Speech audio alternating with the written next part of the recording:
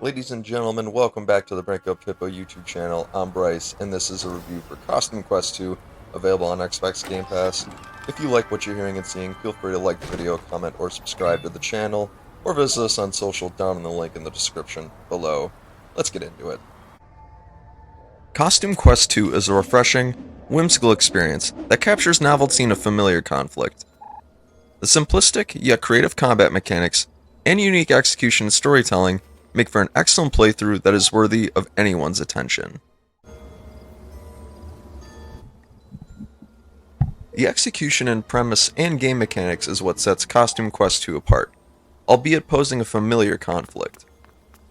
As two adolescents, Ren and her brother Reynold, your goal is to save the Halloween holiday from a bitter adult dentist whose goal is the opposite. The game permits you to explore this dilemma in ways that make it special. The game allows you to toggle between past and future as you progress throughout, while running into pivotal characters and friends along the way. It's a characteristic that runs the risk of having disjointed storytelling. However, this is cleverly navigated early on as the story confines your protagonists to the past after the prologue.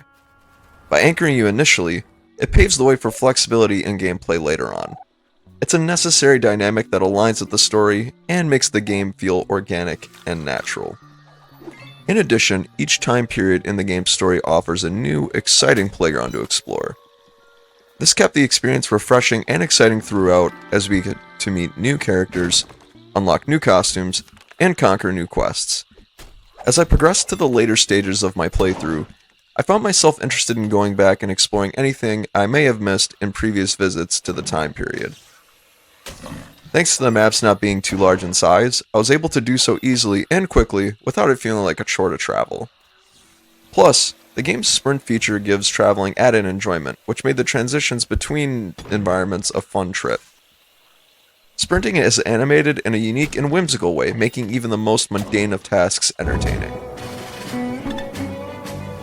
The combat mechanics are simple and introduce strategic elements that make the game easy to pick up, while avoiding redundancy. Combat is timed, one-button, and turn-based. Each of your allies gets a chance to damage an enemy of choice. Once your turn is over, your opposition is allowed the same opportunity. Considering how simplistic this style is, it poses the danger of becoming uninteresting and redundant.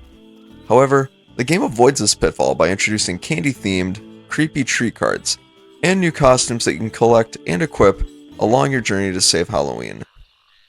Creepy treat cards are power-up cards that can give your allies, depending on their costume, special abilities that introduce new attacks, defenses, or other assets that aid in combat. These new special abilities serve as a nice change in combat as it gives you variety in how you navigate each battle.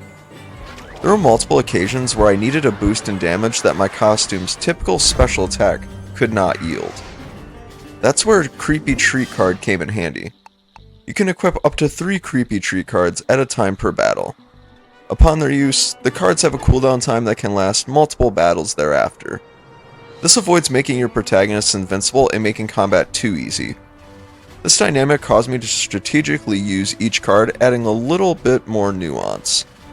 Despite me having to strategize when to use each card, it didn't make me fear using them, since the cooldown times were reasonable and appropriately scaled. For example, your more powerful Creepy Treat cards might have a cooldown time of 3 or 4 battles, while less powerful would be 2 battles. The cards can also be swapped out to suit your fighting style. While some cards serve as special abilities, others serve as upgrades to the costumes you collect.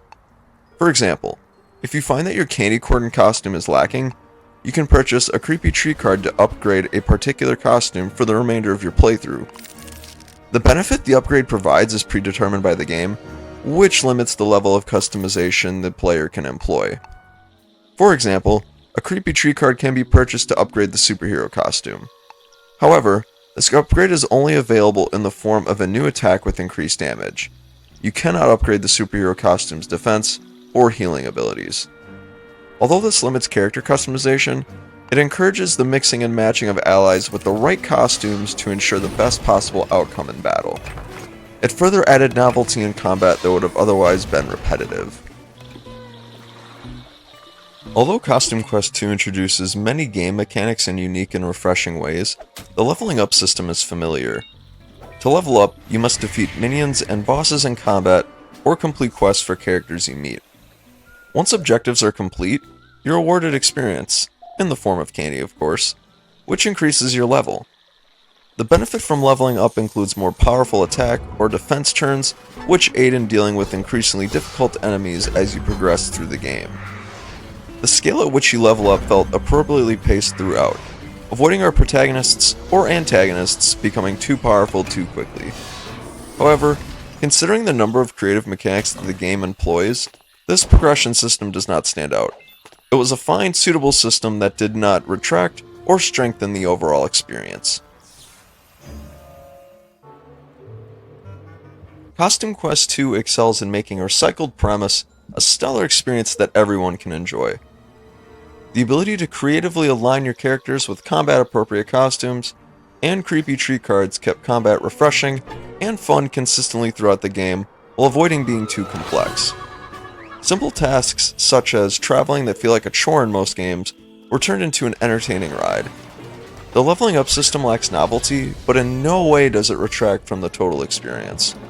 Overall, the game gives audiences of all ages a lot to enjoy throughout its entirety. Whether you're a Game Pass member or just looking for something different to play, there's something for everyone to love in this game. I highly recommend it. I've been Bryce, and until next time, have a great day.